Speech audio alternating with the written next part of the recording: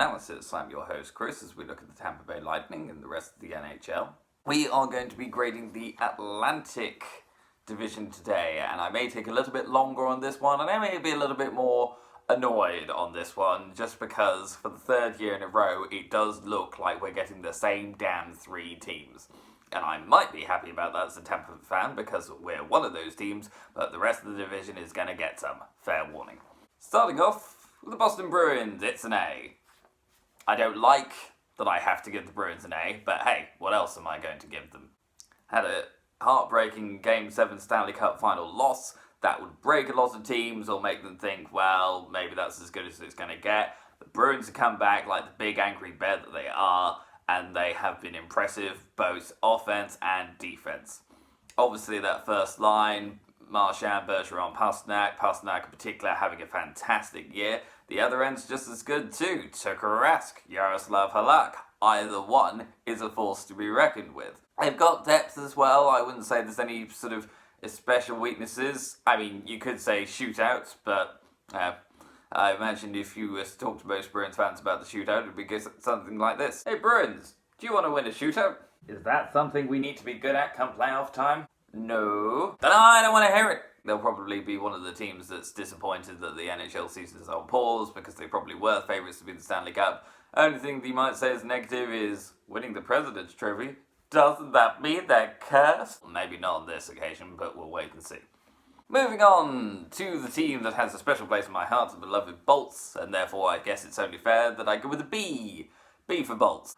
I guess it hasn't been bad, and I think overall it's been pretty good. I guess a lot of this sort of grade sort of factors into the fact that we did get swept in the first round of last year's playoffs by the Columbus Blue Jackets. Yes, it still hurts to say it. It will hurt for some time.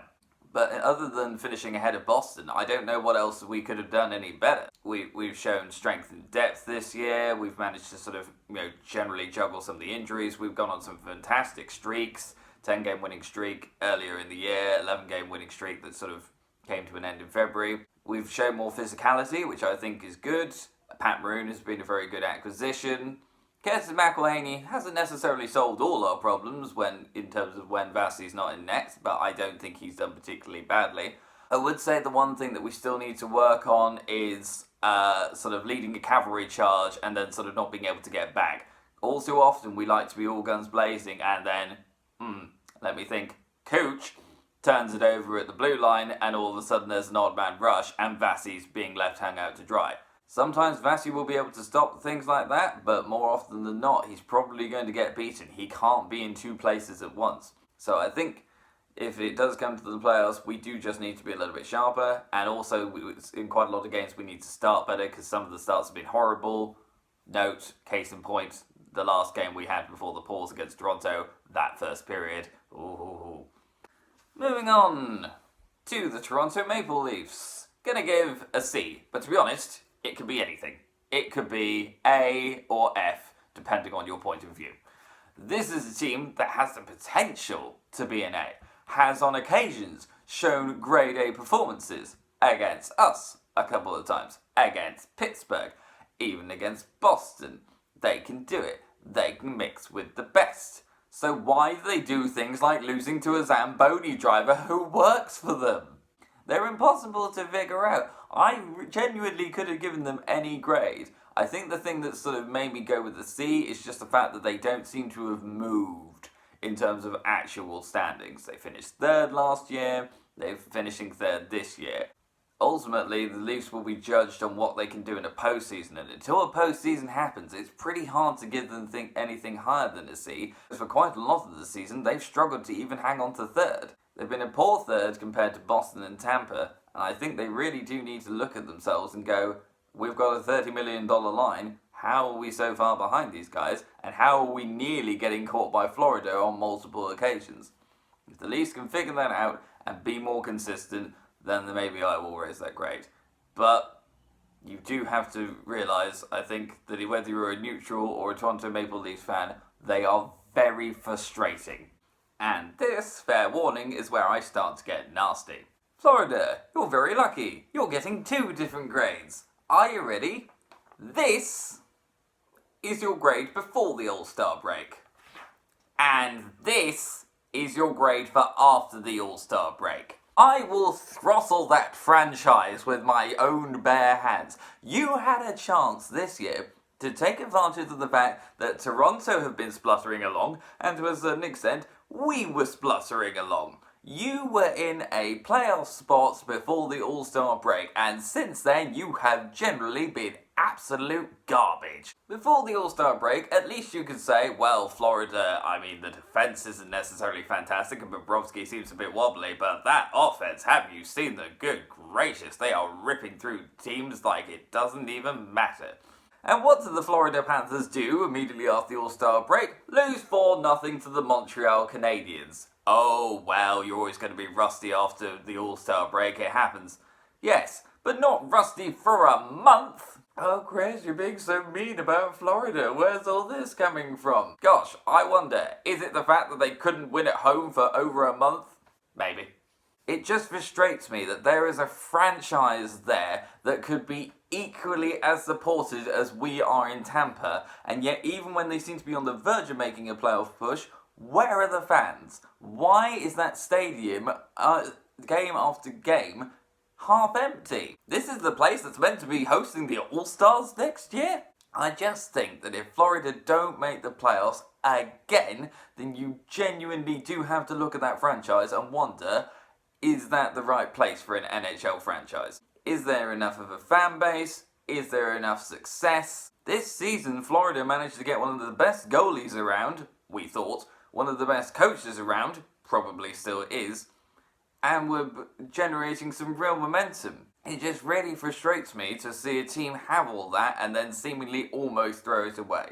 I know they do still have a chance at the playoffs, but for now, I feel like that A and F perfectly sums up the Florida Panthers, Jekyll and Hyde. You thought I was being harsh with Florida. Ho ho ho, wait to who we have next. Montreal Canadiens. I am really tempted to give the Montreal Canadiens an F just for the fact that they got swept by the Detroit Red Wings. If you lose every single one of your 4 games against the worst team in the NHL, you probably deserve an F. I'm not going to be quite that harsh, it's an E, but that's still bad for a franchise as historic and usually successful as Montreal. This is looking like the 3rd season in a row without playoff hockey. For a franchise as successful as Montreal, that has to be bitterly disappointing. The other disappointing thing for me is that Montreal were very close to making the playoffs last year, but seem to have made backward steps when they arguably could have taken forward steps. It's not like Toronto have been much better than last year, so why not overtake them? It's not like we were good for the first half of the season, so why not stay ahead of us? Too many times the Montreal Canadiens have gone on a run that makes it look like they're better than they actually are, only to flatter, to deceive, and then go on a horrible losing streak, sapping all the hope from those die-hard fans who deserve a lot better than this. The only reason I think I'm not giving Montreal an F is they're still, with a few adjustments, could well get themselves into playoff contention, and they don't seem quite as doomed as the 3 teams below them. But still, E is not for excellent, Montreal. Get some work in whilst this pause is happening, and get some work in the off-season, because otherwise it's going to be a long playoff drought. Moving on to the Buffalo Sabres. Easy. F. What is this franchise doing to those poor fans? Why are you getting their hopes up with good Octobers and good Novembers only to be absolute garbage for the rest of the season? It doesn't make any sense. Just tank if you know you're not going to make the playoffs. Tank and get a draft pick. Don't do this. Don't do the sort of false hope. That kills fans. Jack Eichel, I am so sorry. It is clear that you are wasting some of the best years of your life as a team that will not see the playoffs, possibly in my lifetime at this rate. Can anyone remember when Buffalo actually did something in the playoffs, let alone got to them? It just seems a bit hopeless at the moment for Buffalo, and I don't like to use their words, but honestly, even if they had a good start to next season, it would just probably lead to most fans going, oh, well, here we go again, we'll be awful come April. There aren't really any positives, it's all looking rather bleak. I'm sorry, Buffalo, this season's an F. Moving on to the Ottawa Senators, and I'm not going to be quite so harsh with them. I am going to give them a D. Why am I giving the team that's second to last in the Atlantic Division a D when I've given teams higher than them E's and F's? I think it's because Ottawa, there's a dose of realism there. Ottawa knew that they were going to be bad this year. Ottawa knew they weren't really in with a chance of making the playoffs this year. Ottawa have still managed to, on occasion, play some good hockey, have some exciting youth coming through, and seem to be having a structure that might not necessarily work for some fans, but overall isn't the worst business model to have.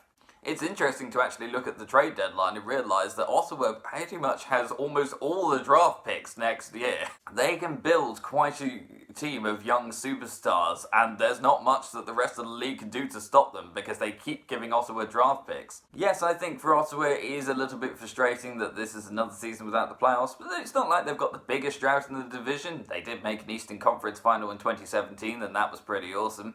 I guess the thing that for me that sort of suggests that Ottawa are still performing below satisfactory is how long is this drought going to go on for? How long can you maintain this model without making the playoffs? I think at some point Ottawa do need to make a run at it. Is that going to be achievable? Is that going to be doable? We'll wait and see. And lastly, the Detroit Red Wings. Gosh, I wonder what grade I'm giving them. I almost feel like I don't need to say anything about the Detroit Red Wings. They've probably been analysed to death. I think the thing that I would say is, yes, you could technically give them a higher grade by saying that this was an intentional tank. However, it never needed to be this bad a tank, and it's embarrassing for a team that calls itself Hockey Town. How can the Detroit Red Wings truly say that they are representing Hockey Town when they are utter garbage? The Red Wings, I think, also to a certain extent, fooled us at the start of the year by going, oh, we're going to beat Nashville, we're going to beat Dallas. And you thought, maybe they're not trying to tank. But then, woof, any chance of them making the playoffs was out the window before November was even a distant memory. It just kind of sucks for Detroit Red Wings fans because, yes, of course, this was an intentional tank, but do you see them making the playoffs next year or even the year after that? And this is the team that has one of the longest droughts in the Atlantic. They haven't made the playoffs since 2016. That's worse than Montreal and Ottawa, and it's only better at the moment than, well, Buffalo and Florida. But actually, no, it's tied with Florida, so it's only better than Buffalo. There's only one team that you have a shorter drought than. Are you happy, Detroit? So I think, unfortunately for Detroit, I do have to give them an F, because this has been pretty bad, and they haven't even made 40 points yet, regardless of their wins against the likes of Boston, Montreal, and, via a shootout, us. So that is it from me. This is the last one of grading the divisions. I'm not sure what I'm going to do next, but we will have more content for you. Thank you very much for watching. This has been another Bolts analysis. And remember, why is it always the same damn Atlantic teams making the top 3? Probably because they're the best 3 run. Look into it, GMs of the other 5.